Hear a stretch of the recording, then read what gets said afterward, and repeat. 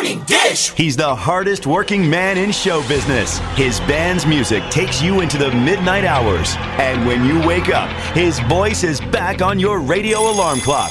How on earth did this happen? Well, Jeff saw me taking out the trash at the radio station. And he won another award. But this one is better. I'm your boogeyman. That's what I am. It's the Morning Dish with the 2019 Radio Personality of the Year winner, Stephen Phillips. You paying attention to this, Packy? And Murphy's own Sherry Raines. Yeah, you must have given horseback passes to the right guy, Stephen. Well, giddy up. And Packy Smith's Shetland pony is right alongside. You guys know these demo tapes don't just edit themselves together, right? Well, all right. 3 cheers for Stephen Phillips. Y'all need to help Stephen Phillips out over there.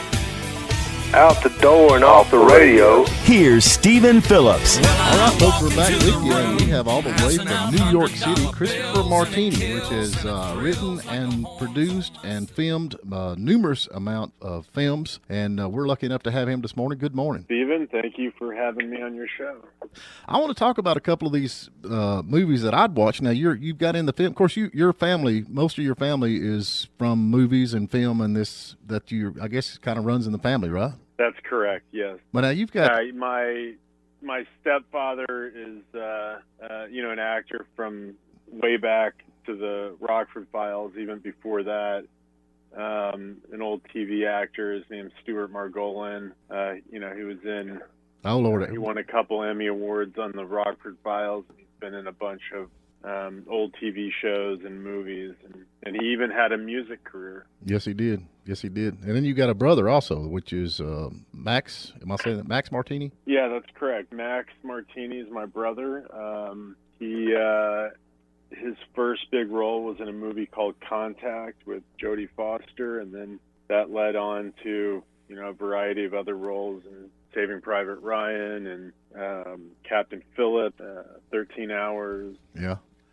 He's had a pretty good career, as a character actor, and it's kind of funny because he always was in my films. When I was a kid, I was always messing around with a video camera, and we would make these silly home movies, silly comedies. Right. In our spare time. We'd make them. I'd shoot them and edit them and direct them. So one day I told him I'm going to use those films to blackmail him. Now there you go. Something. That's thinking ahead.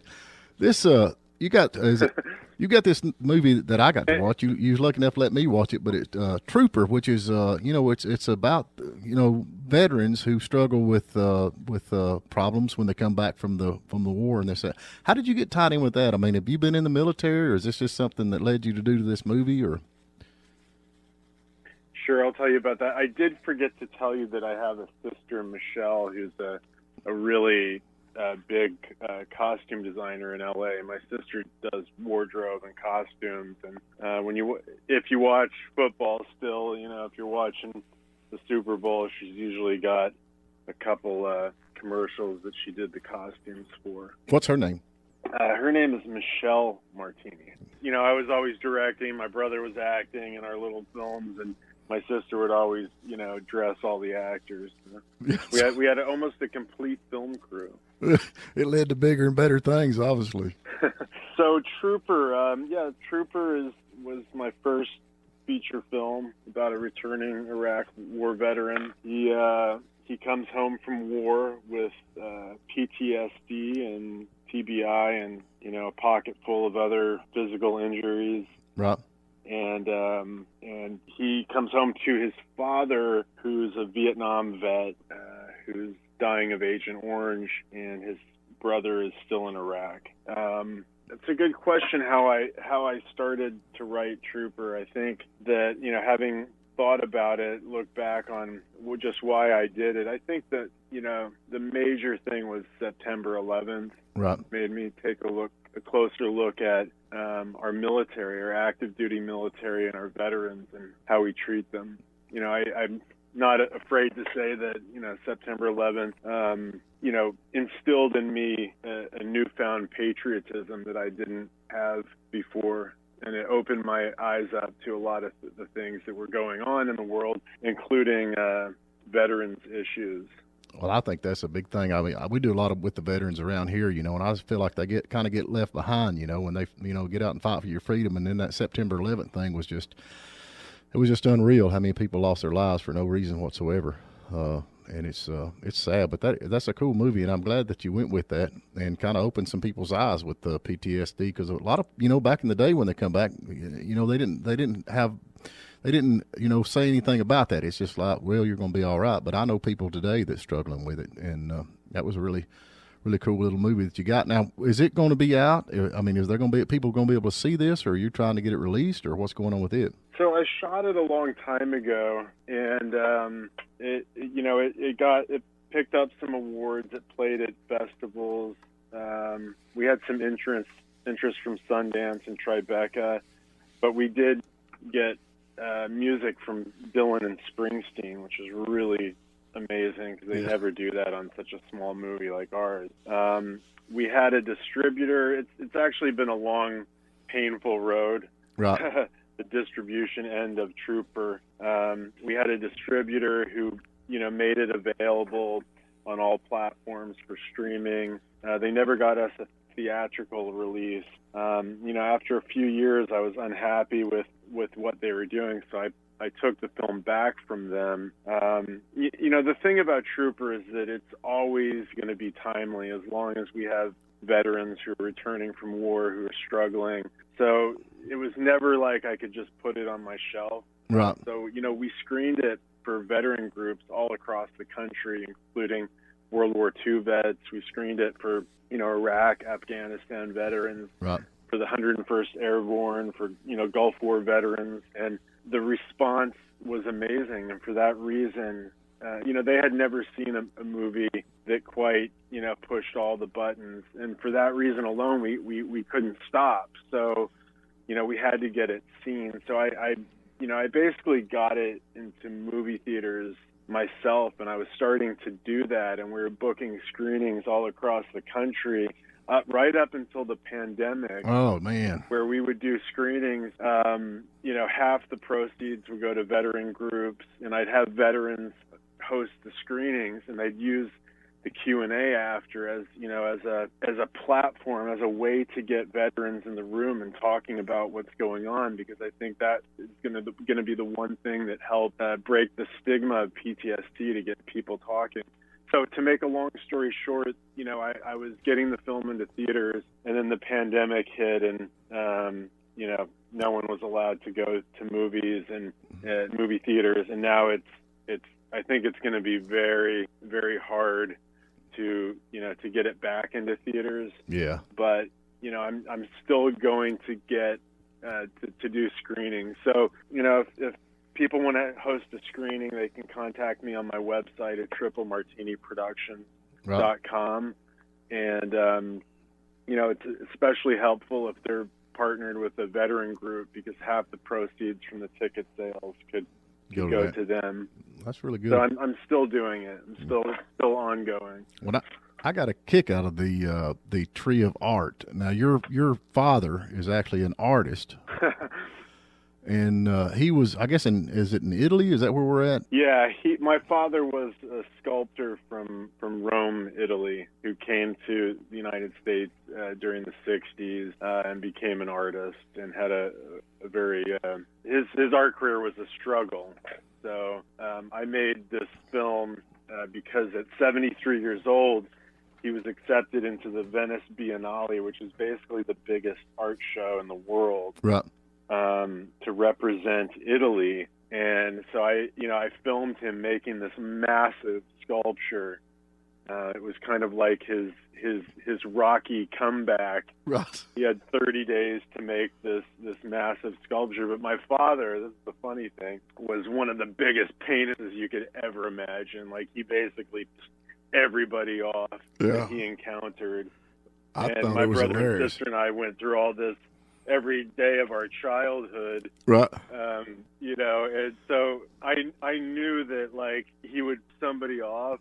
And he did. He pissed everybody off. They tried to pull him out of the show, but he fought his way into the show, and it's called the Tree of Art because there was a giant tree blocking the view of his sculpture, and he snuck a saw into the Venice Biennale and attempted to he did. He cut down the tree. And yeah, he cut the tree down. My dad and I pretty much got arrested. Right. Almost.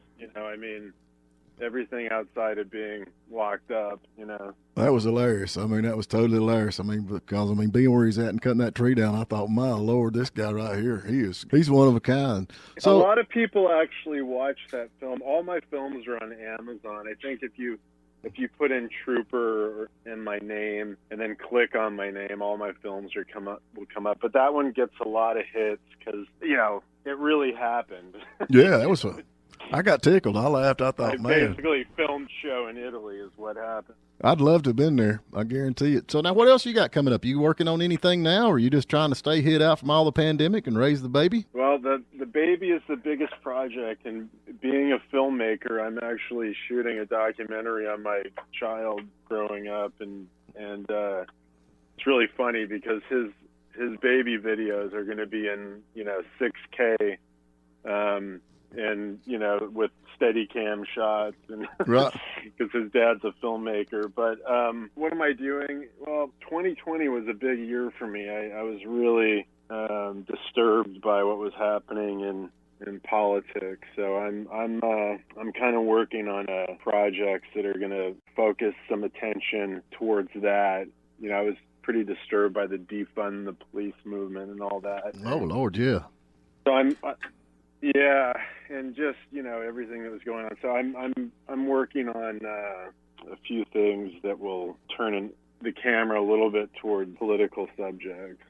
Well, that seems to be the hot topic right now. I guarantee it. So now you can actually stream these movies. Is it on Netflix, you said, or Prime, or which one is it on? They're all on Amazon Prime. Amazon Prime. But I always encourage people to go to the site called Vimeo On Demand. So if you search for Vimeo On Demand, it's Vimeo. It's kind of like a platform like YouTube, right. But Vimeo allows filmmakers to sell their movies on their platform, right. And they don't take as much of a cut as Amazon does. Right. So, if you're supporting independent filmmakers, go to Vimeo On Demand and see if the films are there. All of my films are there. You could probably search Triple Martini Production. And, most of the proceeds go to the filmmaker. They're very good about supporting the filmmaker when Amazon pretty much robs you. Yeah. So if anybody wants to check this out, you go to triplemartini.com. I love your last name, man. I'm telling you, I get thirsty every time I hear it. Well, when I see you, I'll definitely make you a nice martini, and I think I know how you like it. You told me. There you go. It's actually triplemartiniproductions.com. Okay, Triple Martini Productions. Well, man, I sure appreciate your time, and we get everybody to check these movies out and be looking for more coming out, man. Looking forward to it. Yeah, I hope you. The people listening will check it out. I think we really need to support filmmakers right now, and especially the censorship going on, that it's going to become increasingly difficult to make films for the segment of the country that we're speaking to. And so I think we really need to support people in the arts because our voices are being silenced right now. Yeah, absolutely. Well, folks, you heard it right here. We got to get to a break, and I sure appreciate Chris calling in. And we'll get you back on, talk about, see what else is going on, if that works. Stephen, thanks so much. Appreciate it. Thank you for listening. This is Stephen Phillips, host of The Morning Dish. Please subscribe to our YouTube channel because we have a lot more interviews out there to listen to. Plus, you can listen online every morning at WJULradio.com or Lake 97.7 WJUL. And give us a like on our Facebook page, The Morning Dish.